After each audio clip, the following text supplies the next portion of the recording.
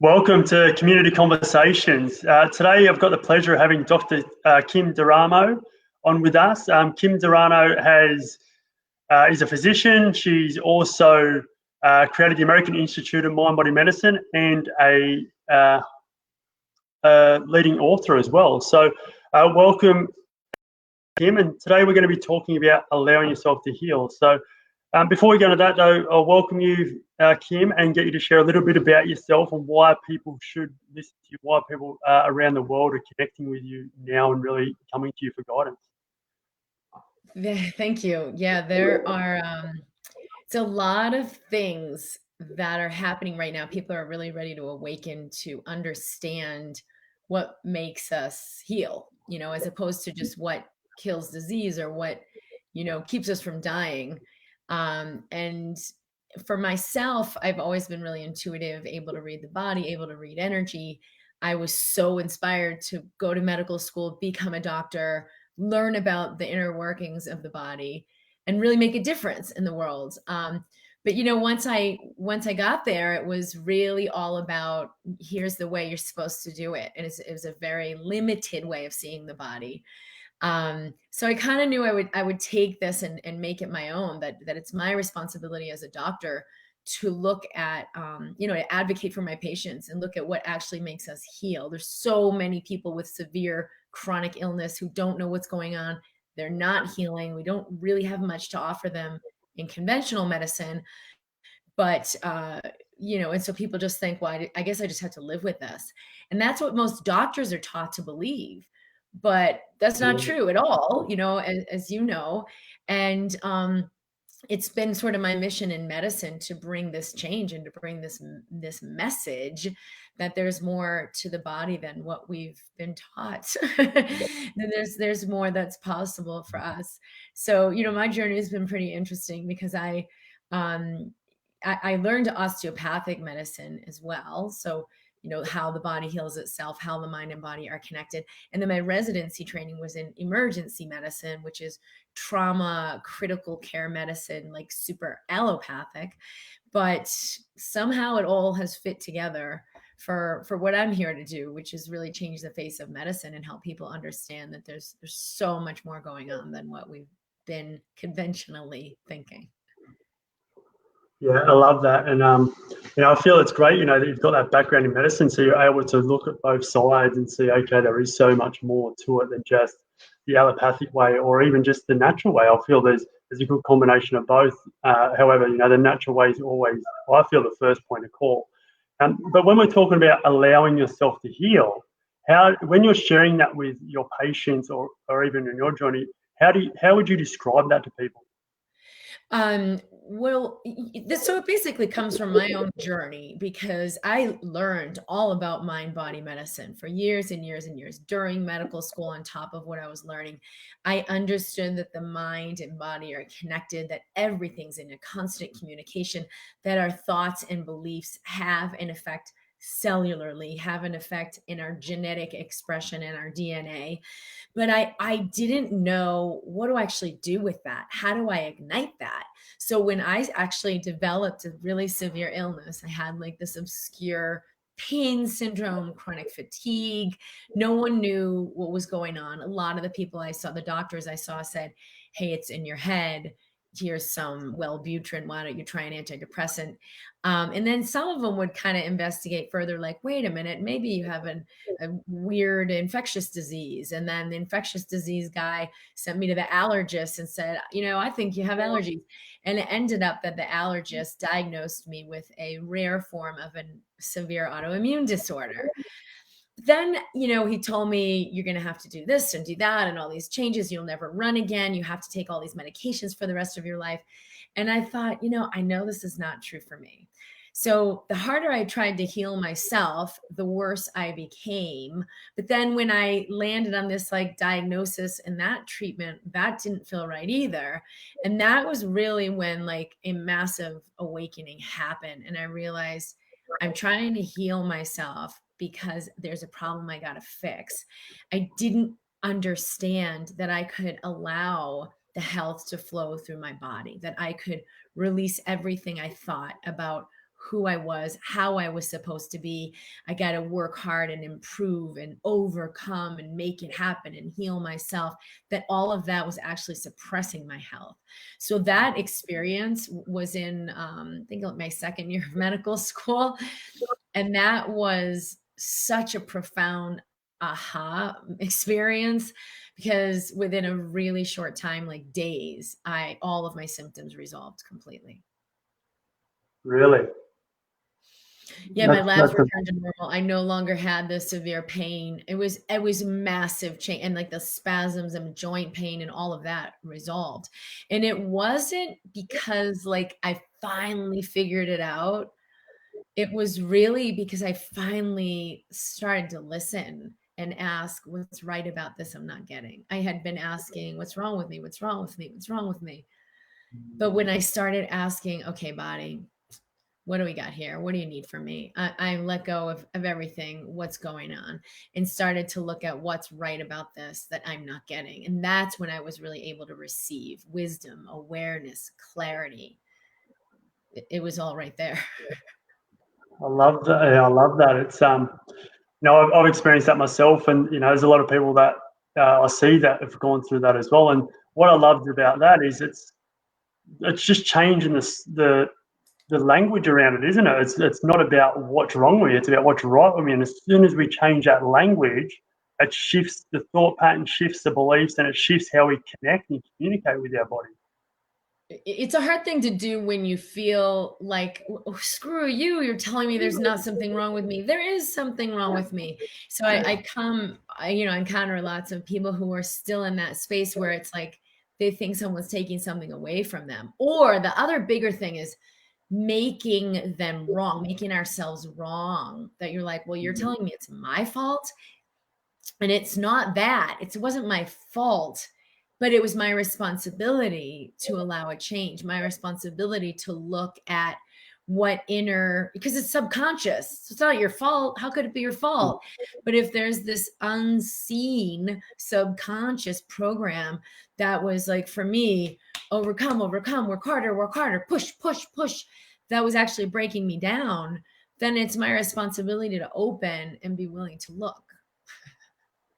Yeah, totally agree with you. And it's right. We're programmed, aren't we, from very early years to push, push, push. It's all about goals. It's all about outcomes. It's all about being the best, getting good grades, and all that stuff. And that's what I found on my journey, and what you have with yours as well. That's part of the programming that actually creates illness within us and makes us believe that we're good enough, or we're not good enough, or we're Yeah. right, or we're wrong.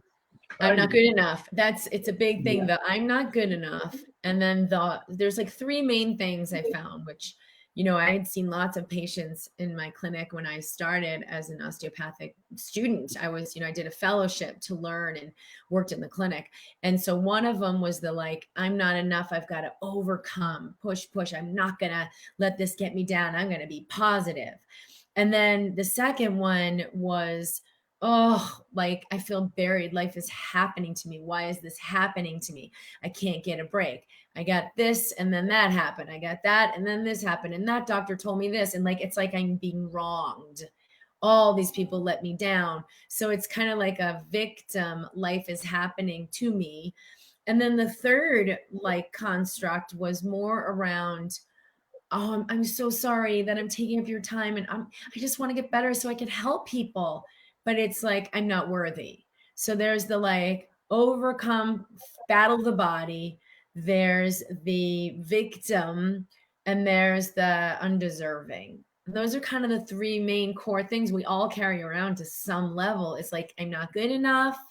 I'm powerless. That's the second one, victim. And I'm unworthy. Like, who doesn't have a little tincture of that somewhere hiding out? But we're actually meant to live sovereign, to know that we're sovereign and live in abundance. And so sometimes the body will show us where we've subconsciously bought into these places that are limiting, and it's there to awaken us. I totally agree with you. It's interesting, like I have conversations with people around that stuff, and I share with them, I still have bouts of feeling that I'm not good enough, that I'm not worthy. The only difference is between me and other people that are still stuck in their illness is the fact that I'm able to quickly pick it up and move through it and away from it quicker. And Yeah. I feel that that's all it is. Our healing process, it doesn't ever stop or end. We just get quicker at being able to see things and catch them and remove them before they enter us. We get more conscious. And I Yeah. think too, like we embrace those thoughts, ideas, beliefs to a higher degree instead of fighting them. Totally. And I feel that's what you just said then is great to really give an example to people what allowing yourself to heal is about. It's just about accepting it, isn't it? It's about not needing to fix it, not needing to fight it, just accepting it and allowing it and just going, okay, this is what it is. What do I need to learn from it? Or what positivity or message you're giving me? And moving forward from that. It's a scary thing to embrace it when we feel so susceptible or weak or a victim or like, no, I can't. To me, it felt like if I embrace it, it will get bigger. If I embrace this, it will take over my life. So that was the space I was in. We'll all come to see one way or the other that that is actually where our true power lies, because what you resist persists. But to embrace what is power. I mean, there's nothing to fear. There really is nothing that's more powerful than the essence that comes through ourselves. So when we know that, we can loosen up around all these things a little bit, not make ourselves wrong, not make the illness wrong. And that's when the energy can just move right through, like it did for me very quickly. Very quickly after 2 years of working my butt off to try to make it go away. Isn't it funny though, right? How people do that? They 2 years of hard work, and then all of a sudden it's like you to just change something or just let it go, and then within days it's gone. Yeah, and I probably wouldn't have been able to do that in that time as solidly if I hadn't kind of like come to the clarity that it wasn't about pushing the boulder uphill or working harder. And sometimes we need to work at it a little more before we realize it's futile and before we realize it's not the way. And for each of us, we have our own timeline on that. And like you can make yourself wrong about it. Like, well, I'm almost 50 years old. I'm almost 70 years old. But don't do that. Like from every moment and every now, we can awaken from now, not from 10 years ago. But hey, can I just be easy on myself about this and let it be now? Yeah, I totally hear you. It's interesting you brought up the age scenario then, because when I feel into that, it's like we create this story around age, right? It's like just because you're 60 or if you're 30 doesn't mean you've got any longer or less to live than someone else, right? It Because doesn't. that time is up when it's up. There's no set limit as to when our time is finished on this planet, right? And So when also people it's like the societal idea we've been given that, hey, when you're this age, you're supposed to be like this. When you're this age, here's what's going to happen. And like, who made up that timeline? And it's crazy because, right? and I am in US and there's this idea like, you retire and you're 65 years old and then, hey, it's all downhill from there.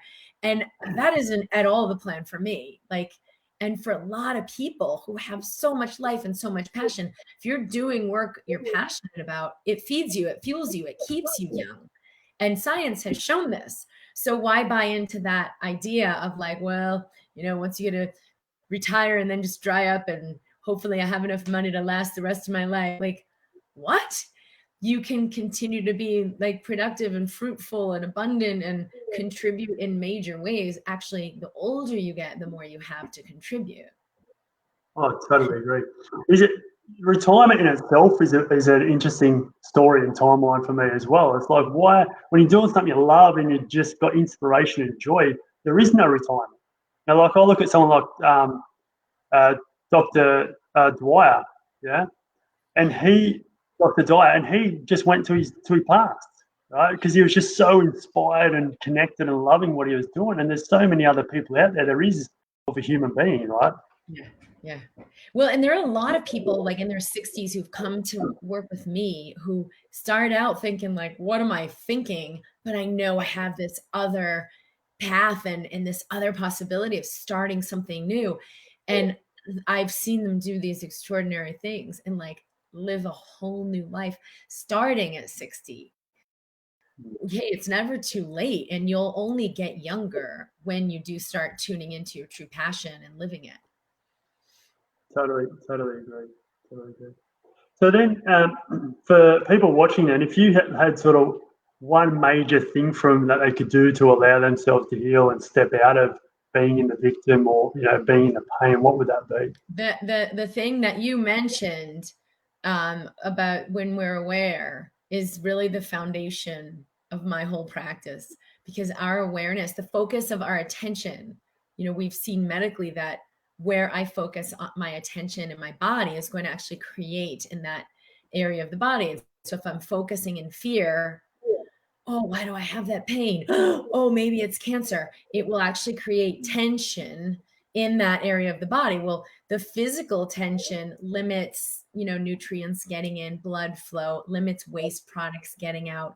And of course, this the inflammation that predisposes us to cancer or pain or chronic neurological problem. And now it flares up. So what you focus on expands. And so bringing your awareness to the body is one of the most powerful things we can do, because if we bring I'm not saying the focus of, oh, what's wrong, or the focus of, oh, it's okay, but just pure awareness, which is observation and notice.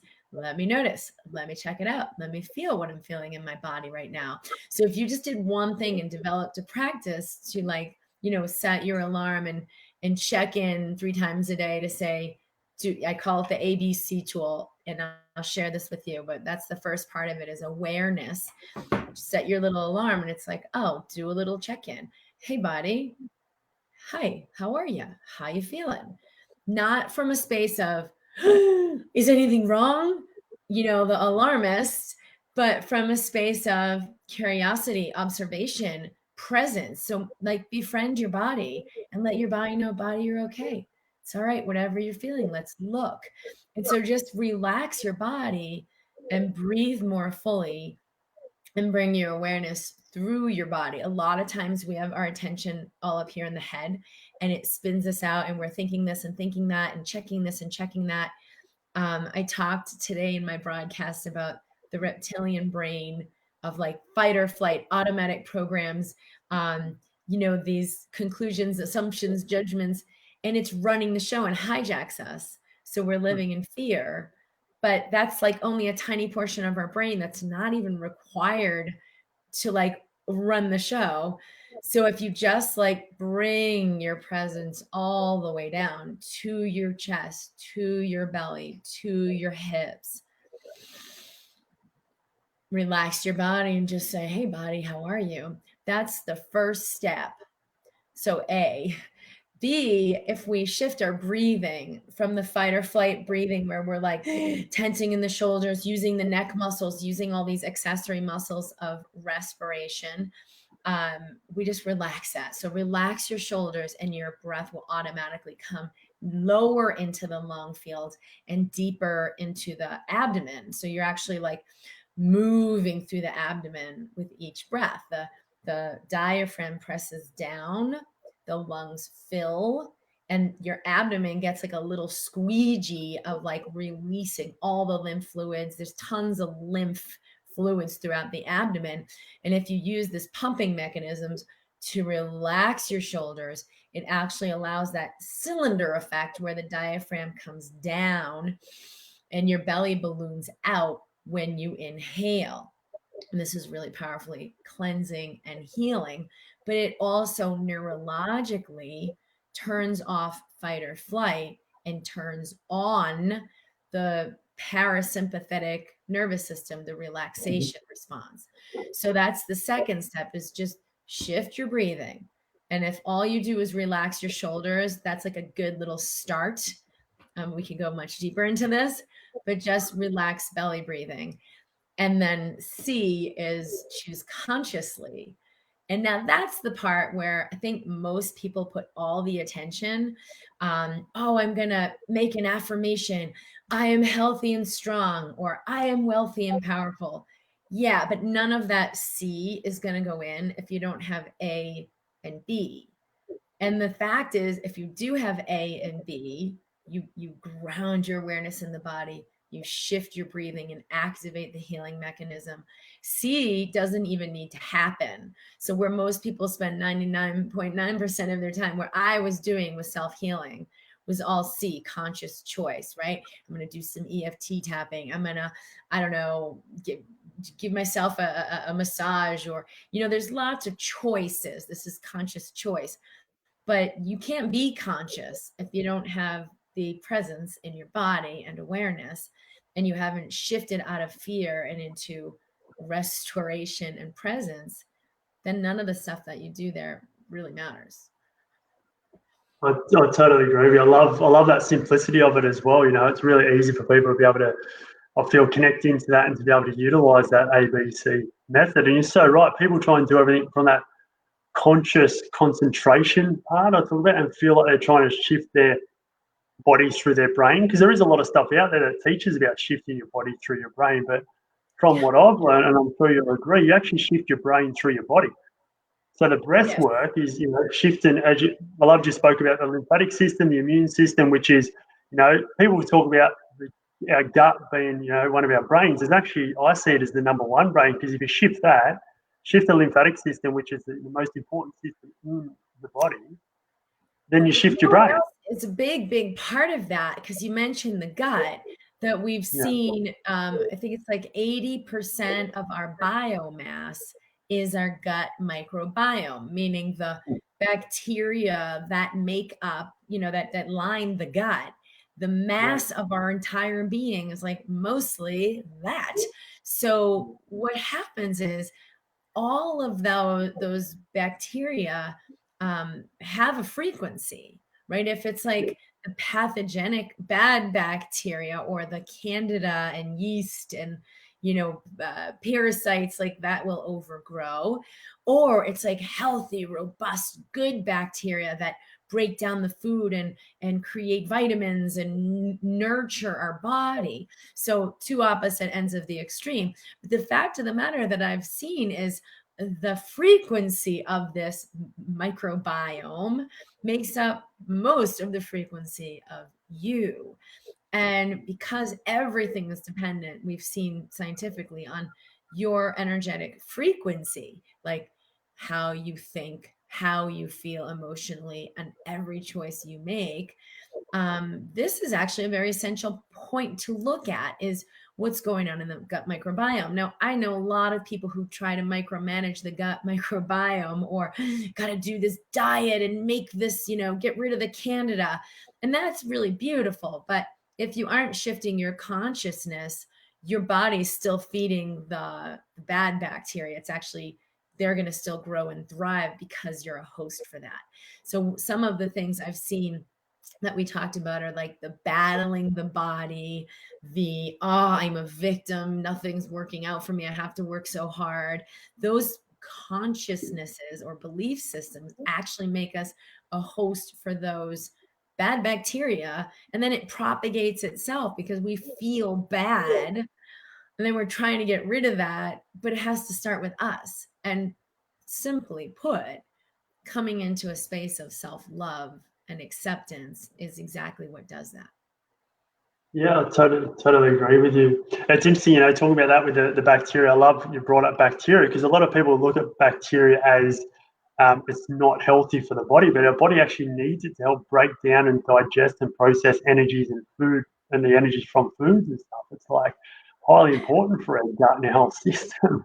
It's so important. And it's, Yeah. I mean, Zach Brown is an amazing MD physician. His whole career is centered around this, because he came to see this was really the core of what would determine health versus disease.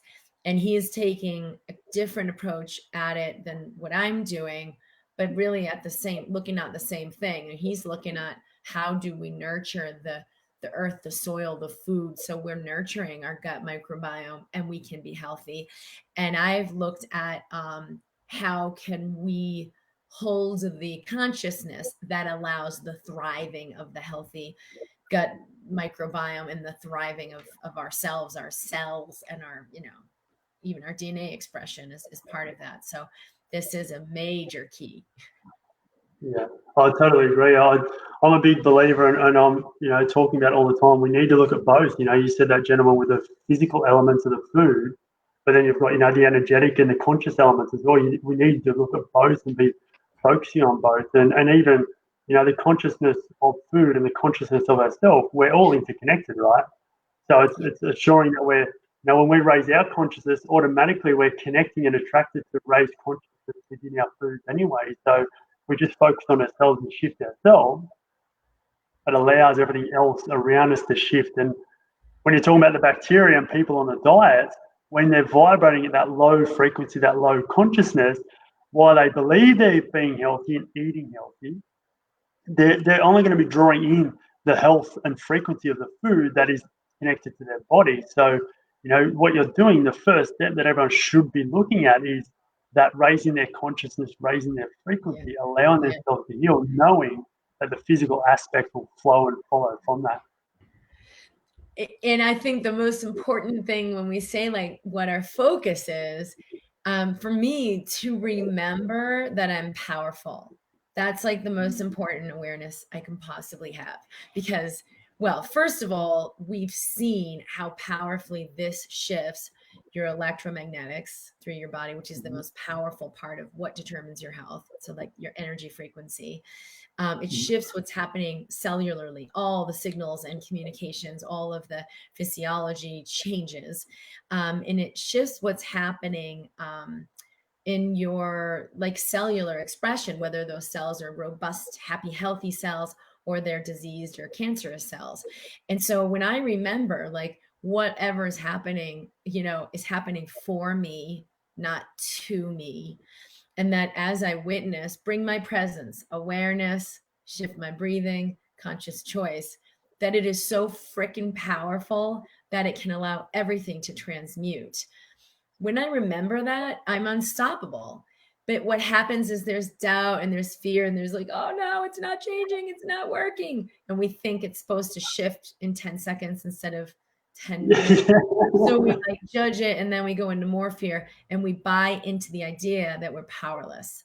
That's when we lose a lot of power because what you believe is going to manifest. So, sometimes you do that. You're like, oh, I just feel so powerless. There I am slipping off again. Don't make yourself wrong for it. Remember, it's irrelevant. All of it, it's okay. You can take that journey and you're always going to come back around full circle to another opportunity to just be present to what is and embrace it and remember, wait, I'm powerful. What if I'm unthinkably powerful? And that by just presencing this pain, this grief, this heaviness, this physical discomfort, and just presencing it, it does allow empowerment and it does allow a shift and it does allow everything to change, even if I don't feel it yet. Because that's Yeah, the I truth. love that. It is, it's truth, and we are all powerful. We've just got to re-access that power, don't we? It's like the image that I just had then was like, it's like plugging the cord into the power point, but you need to just flick the switch to turn the power on, right? We're already plugged in. We just need to turn on the switch to activate our power, right, to open up. And because we all have that power. We all have that ability to access that power too, because it's all within all of it. Oh, and we've been taught we don't, and then we believe it, and then we don't look. But it takes a Yeah, lot of courage to look. It takes a lot of courage to like start to believe what the heart knows and what your knowing has for you, and let go of what you've been taught and what everyone else seems to think is true. yeah. And I feel that is one of the sticky points for a lot of people, isn't it? I know a big thing that I come up with a lot of people is being able to trust in their body, being able to trust in their innate intelligence, being able to trust in their intuition. And what I've found and share with people is that we all trust something. It's a matter of what we choose to trust. Because it's like, people trust in, mainstream medicine, or they trust in natural medicine. So we're always trusting. We always are full of trust. It's just a matter of what we trust in. Yeah, and will you start to trust yourself more than, and your knowing more than you trust what's outside of you? Because everything Yeah. outside of you is a reflection of you.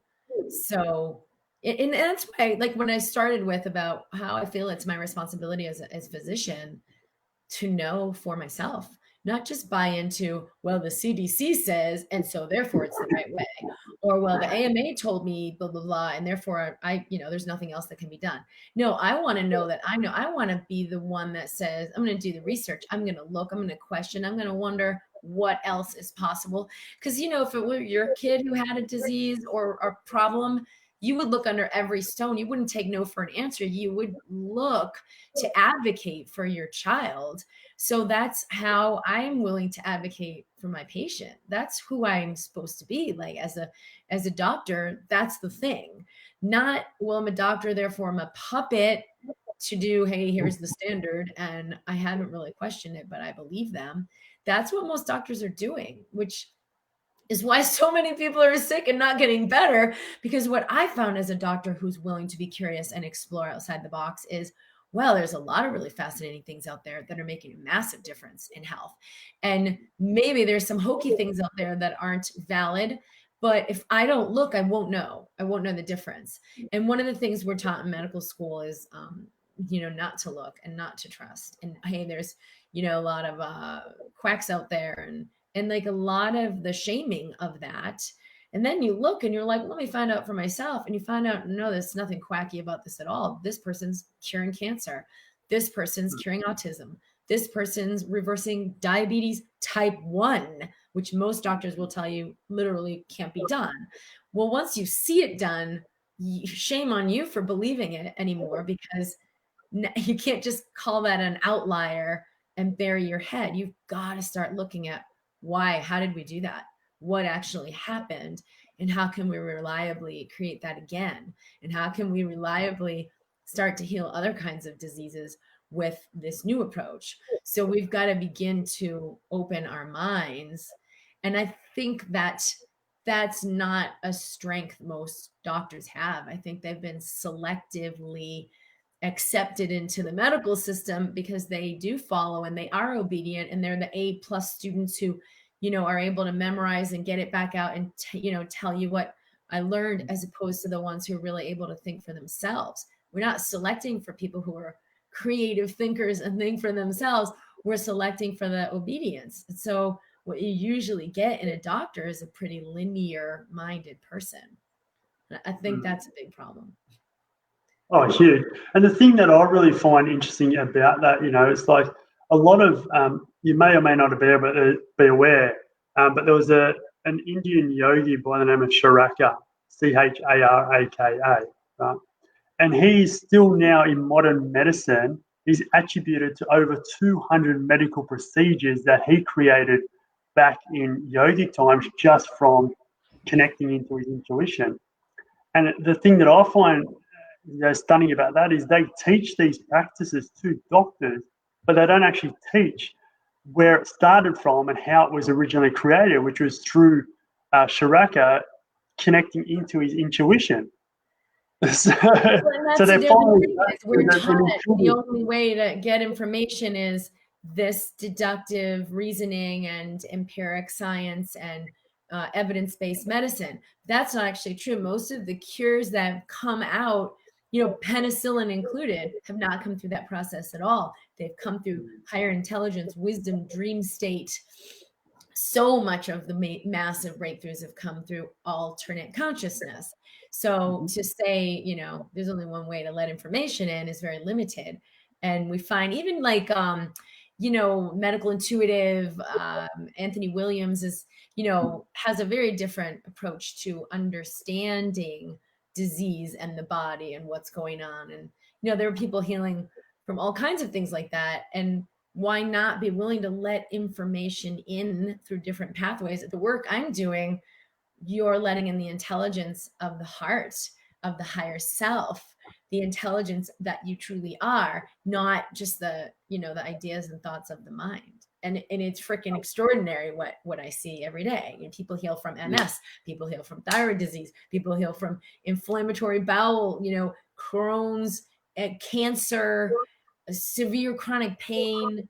So you've got to start looking at like, whoa, if none of that makes sense from the conventional model, let's loosen up the model, right? Like Not let's Yeah. throw it out because it must not be real. Well, let's loosen up the judgment and conclusion we've made about the body as purely physical and begin to realize that the body is electromagnetic and pure energy. And then all this stuff suddenly makes sense.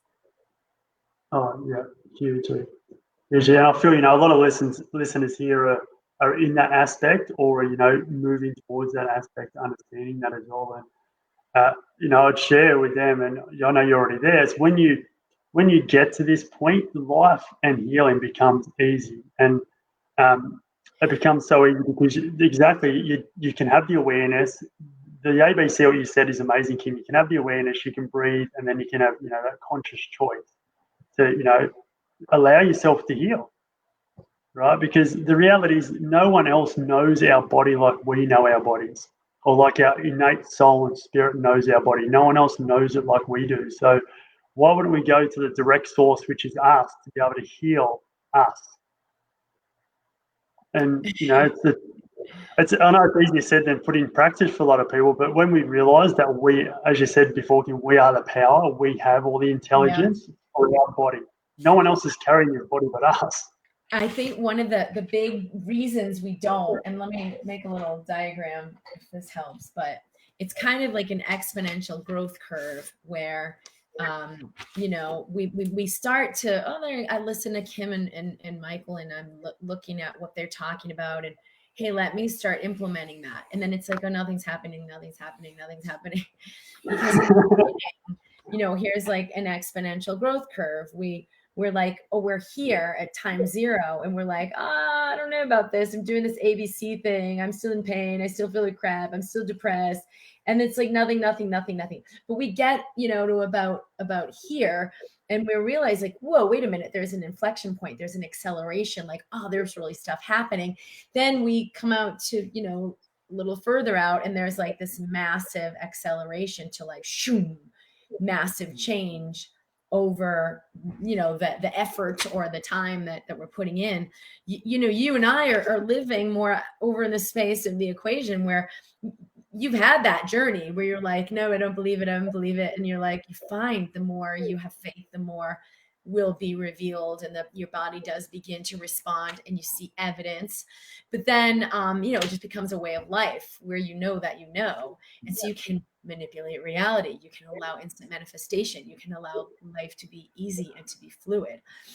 But on the front end of that curve, and I think we're always there in some way. We're always on an expansion that takes massive amount of trust into unknown territory, like the great unknown to wherever you are. But I can understand why for some people they're like, it's not working. And they're still looking at the physical to give them the assuredness or the validation, instead of, if you just tune into what you feel, the energy, you'll immediately feel a lightness. If all you do is check in, hey body, here we are. It's okay to be where we are. I love you. And you shift your breathing, you will feel a lightness. But most of us are focused into the physical, not focused into the energetic. So we might downplay it, we might miss it altogether, or we might, notice it, but show me the money. Notice it, but my disease is still here. Notice it, but my lab values haven't changed. And we revert to looking at the physical as the thing that's most real, instead of honoring that the energetic is the thing that's most real. That's what makes that curve a little slower. Oh, yeah, I totally agree. And the thing that I love about that share as well is the realization that for everyone, you've gone through it, I've gone through it. It doesn't happen overnight. There is that slow, what feels like a drag at times. You're going through the mud, but then all of a sudden, once you get out the other side, it just goes up like extra so fast. Like it's you can't even explain it for me anyway. Like the change happens so quickly. Like I was, 12 months of full on hard, deep work before it clicked. For you, it was 2 years, and then within 3 days, it all shifted. And that timeline is And it was different. even more years than that, because it was 2 years when I was sick, but it was way before that I started learning about this. and beginning to play with the metaphysical aspect of myself and my reality. So, but it wasn't like I was in no man's land for all those years. Like there were pretty incredible things happening. You're always gonna, if you see it, it's always there. There's results, there's guidance. But you know, we go through the ups and downs of feeling completely alone on that journey and feeling huge amounts of doubt come up. Still can have that moment, but I don't believe the doubt. I just, there's no way I'm willing to buy into doubt anymore. Yeah.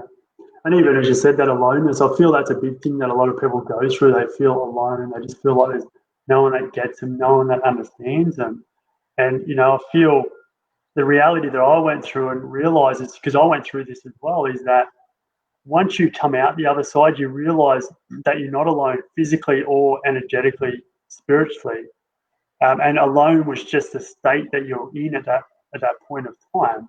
And that, because we're never truly alone, it's just sometimes we feel like that as we're going through that transition, because there's that, what I call the gap period, where you're disassociating from the old identity, the old people, the old programs, and you've got that gap before you shift into the new identity, the new people, and the new programs. Yes. Right? That gap is the unknown. Yeah, you come out of the old foundation where you're like, oh, everything I believed to be true is not, but you haven't solidified in a new foundation. And if you can get comfortable with being in the unknown, you're like, boom, boom, boom, boom, boom. You can manifest and shift reality and quantum shifts in the body really quickly. But it's, I think, how comfortable we are with the unknown is like the major factor. Because it's scary, you know, it's not only uncomfortable, it can trigger our fight or flight mechanism. Like all the work that I'm sharing is about how we neutralize that response where the body resists it. The body anchors us into the old consciousness. So how do you allow the body to have the resilience so it can move into something higher? Oh, sweet Angela. Exactly what I needed to hear today. Thank you. Yeah, you're so right. And I love that. You know, you're right. It's getting comfortable with that unknown, isn't it? It's getting comfortable with that unknown, which I connect to the alone space. But I'd also say if you're in that unknown or alone space, that's great, because you're in that gap. You're transitioning into that next dimension, into that next ascension, into that next point of consciousness. Which is for me personally, that's expanding, that's exciting. It's like, yes, okay, let me get in that unknown alone space again for a little bit, because I know I'm ready to go to the next level. Yeah, and that's when you begin to realize that your illness or your problem or limitation is a gift, that it was always intended for you, that it was always a gift for you, it was always in store to assist you awakening into wholeness. I know for me, if like what I wanted when I was sick more than anything was just let me feel better so I can get on with my regularly scheduled program and I can get this done. But what was it I was getting done, right? Like work hard, push hard, overcome, do the thing. What kind of life was that ultimately going to lead to? Was like pretty disconnected, unfulfilled life. Whereas this illness and these symptoms came to get me off that track and get me on the track to wholeness and on the track to abundance. Because even if all I did was let go of the push, that was infinitely more abundant than living life that has to always be a push and overcoming and improve self. Like my life was a self-improvement program. So all I did was like get off that horse and let my life be about ease.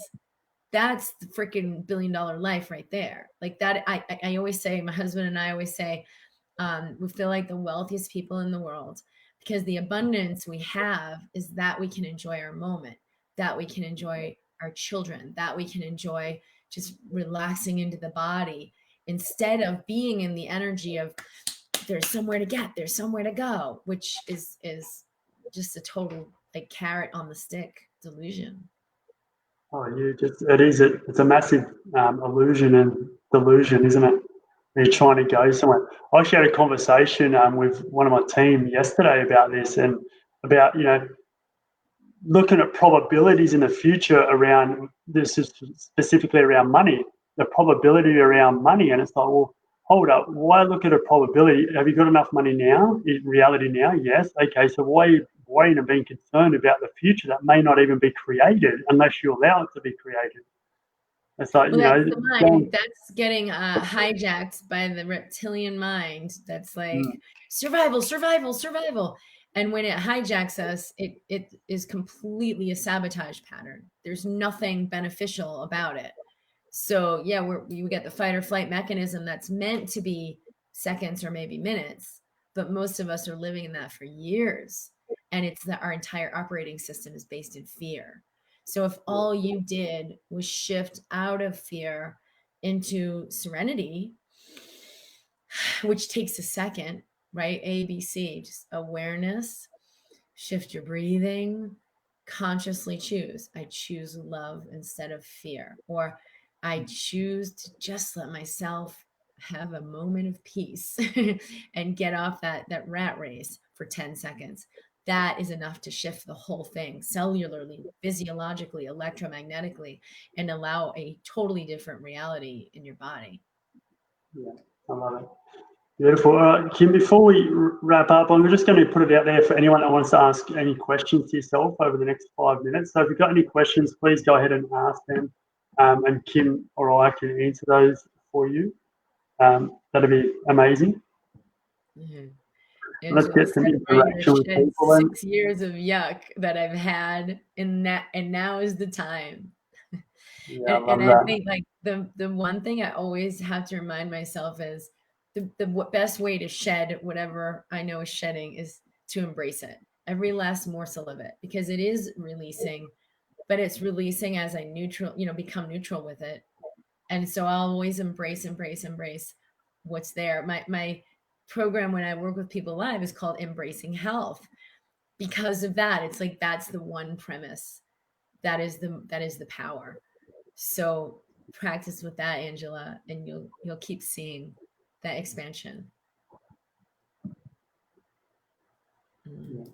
Yeah. I love that embracing health. You know, a lot of us, I feel like on that, a lot of people focus on when they've got health issues, and they don't focus on when they're healthy, right? And they don't embrace both sides of the health journey. They only embrace one side of the health journey. And I feel you spoke earlier about, which was connected to that for me, was, you know, when people just take the time to observe their body, it's about observing not just what's wrong or what's not great about the body. It's also observing what's right and what's feeling amazing about the body as well. It's Yeah. taking in a balanced outlook and perspective rather than just looking at, you know, one side of the story.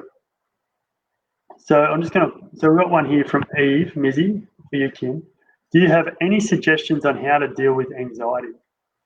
Yes, and this is a huge point. And I want to share a little more about anxiety too, because we talked about that fight or flight mechanism. It's designed to keep change from happening, right? It's like, is it a threat? Is it a threat, right? So it will register anything new in the environment, like, whoa, that tree just moved. Is there a predator behind it? It's a reptilian mechanism. So we know change is actually a really good thing. And there's a lot of ways we're asking for change. But if our nervous system is going to trigger the fight or flight bells and whistles every time we're stepping into change, then we live in this anxiety pattern. So the thing we want to do is not feed it, right? Doesn't mean you ignore if there's actually something to address. Turning off fight or flight actually brings you more clarity and more ability to take action, not less. So don't worry that you're like, wait, aren't I just turning off the alarms and then not doing anything? That's not what's happening. But if we begin even just touching your body, put your hand on your heart or physical skin on skin, like just touch your body real slowly on the neck. I wear sleeveless a lot, so I'm like right there on the arm, but just on your neck. What this does is it turns off that fight or flight mechanism. It increases your oxytocin, which is like the bonding, connecting hormone that actually helps you tune into your heart and love. It decreases cortisol and stress hormone. It increases endorphins, which is like your natural opioid in the body for reversing pain. And you can do this. And what, like, I made a major change maybe 4 or 5 years ago with how I was with money, and being clear that I wanted to be in abundance with money, that I can live wealth now. It's not like a goal later when I've accumulated X amount of dollars. It's like a way of living. But my system was like, no, no, don't do that. You won't make any money. Don't take a day off. You'll, lose. And I knew none of that was true, but I had to literally address and meet the fear that would come up when I went outside the boundaries of what that belief system said was allowed. So I would just touch my body and say, body, it's okay to let this go. Body, it's okay to let this go. I see your fear. I see your fear. It's okay. You have this fear. It's okay to let this go, because I was making a change, but the program was like, no, no, no, no, no, you whatever the program is, like, you got to work hard to make money. Or for me, there was some program around, you got to have a certain amount of money in the bank before you're free, which, like, what? But the lifestyle where I am leisurely, am at ease, that was like in the future after XYZ happened. But what I knew was like, no, I can't. Well, abundance doesn't get created until I step into it. So I've got to actually step into an easeful lifestyle in order for that to be created. I know this. So I was willing to trust what I know so I could let the pattern be rewritten, let go of what I think. I say that a lot, like, trust what you know, not what you think.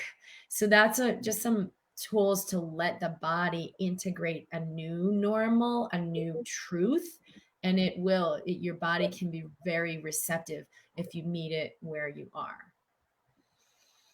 Beautiful. I love that, Kim. We got another one here. This is an awesome question. I feel a lot of people get a lot from this, from Jenny. People keep telling me to let go. How do you actually do that? Well, that's what I would just shared is a powerful way to do it, because hey, yeah, if you could just let go, you're like, I wouldn't be having this problem. Sometimes we need a touch in for, like, wait, what do I do when fear comes up? One thing I do when fear, anger, like yesterday, there's a lot of heaviness and anger coming up. And I'll just relax my shoulders and I'll breathe all the way into my pelvis, 10 breaths, nothing else, no expectation. I'll just sit and take those 10 breaths. I'll breathe the air all the way down to my pelvis, totally appreciating what I'm feeling. And then I exhale and let everything release all the way from the pelvis, coming all the way up. And I'll do those breaths and say yes to this heaviness, yes to this tension, yes to this anger, yes to not knowing where it came from, why it's here, and when it's going to end. Yes, yes, yes. And now let my body move the energy. And I almost always feel a lot lighter. Sometimes I feel completely resolved. Sometimes I feel exactly the same, but I'll just tell myself, good, you can do it again later. You're moving this energy. It might be 10 years worth of energy. Give it 10 hours that you're willing to be in it, because what it's creating space for is absolutely worth it. Beautiful. And we'll go one more before we finish up. What's the first thing you do in your morning routine to kick the digestive system into action? Well, I don't kick my digestive system into action, but I think I understand what you're saying. But even like the consciousness that question comes from, I would just soften around that a little. Like, what if I gently awaken my system and nurture myself when there's nothing to kick? Um, I mean, I personally have this drink that I make in the morning. It's really nutritive. It tastes delicious. I look forward to it. And I know my body really loves it. So I just kind of, get up, get myself going, brush my teeth. We have kids. So my 2-year-old usually wakes all of us up and before we would normally get up. And then we just, I embrace the day. And sometimes it's like, I know if I were living alone or if we didn't have kids, it would be a very different routine and maybe it'd be a little more controlled. So I've had to have a lot of resilience and ask my body to be in resilience, that I maybe wanted to get an extra hour of sleep. Or maybe that wouldn't have been what I would have eaten because I'm like, let's get to school. Come on, I'll have a few bites of your raisin bran. And that imperfection is perfectly fine right now. So I've made a lot of space for myself to just be in flow with it, because I know for me, if I had too many expectations on myself or my food and my diet, that it would create rigidity, and that wouldn't really serve anyone. So that's a different, it's different for everyone. There have been times in the past where I was much more regimented, and that isn't where I am now. And my body's done very well with my just giving myself a lot of leeway that it's all okay. Love it. Beautiful. Thank you for answering those questions, Kim, and thank you for joining us today. Before we finish off, I just want to let everyone know, so you can get, it's been going along the bottom of this live, so you can go and check out more about Dr. Kim at drkimdaramo.com. And you can see a whole heap of stuff there. But the one question I want to ask you, Kim, for all the listeners, if you were to guide them to invest in one thing with you as a starting point, what would that be? I would say the Instant Elevation Program, which actually goes into that ABC tool in much more depth. It's very simple. It's very I would say it's the whole foundation of all my work. And it's probably my most simple. It's a basic program. Some people want to work with me live, and that's a whole different thing. But this is like such an easy way to tap into your power. Even if you just watch like 2 of the videos that are in the series, it will empower you like nothing ever before, because you're awakening to something in you. So that is at drkimd.com/IEP, instant elevation. So the ABC tool, it instantly shifts your electromagnetics, pretty instantly shifts what's going on chemically, biologically, and that leads to massive changes over time. But I do call it the instant elevation because you got to appreciate that you can have an instant impact on everything that's going on in your system. So that's my favorite tool and my favorite program.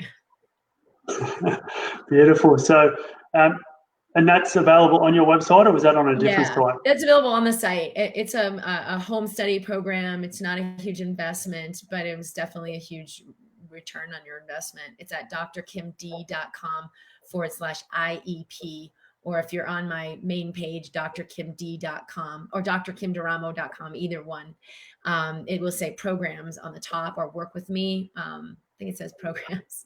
There's a tab on the top where it lists the different ways to go deeper in the work. Love it. So there you go. If you're really connected with Dr. Kim and you want to touch on her work, go ahead to her website and go and jump in and grab that program. And now, just as we finish up, Kim, if you had one message for everyone, what would that message be?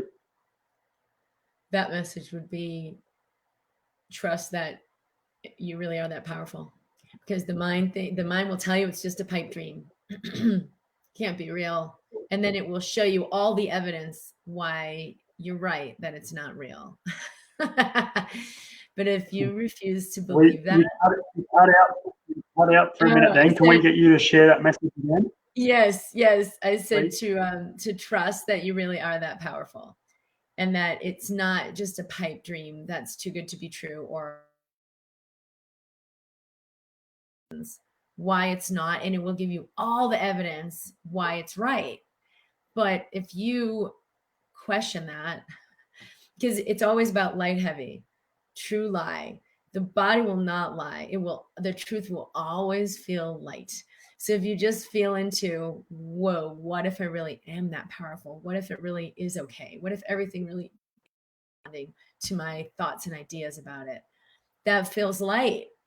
And then the mind will be like, yeah, no, that's true for her because she just worked so hard at it, or she's really smart, or she doesn't know my plight. And that will feel heavy if you're tuning into your body. So heaviness always indicates the lie. Don't buy it. You really are that powerful. And even though, it's like the steep learning curve of like, no, nothing, nothing, nothing, nothing, that you are on this trajectory, and it will for sure, for everyone reliably, come to empowerment and reveal itself to you. Beautiful. Great message. Thank you for sharing your wisdom with all of us over the last hour. If you enjoyed this live video, please share it out to your friends. If you feel it helped you, allow it to help other people as well, so that we can get this message out more and we can support and help more people to connect back with themselves and allow themselves to heal. But for now, good night and good afternoon, and thank you all.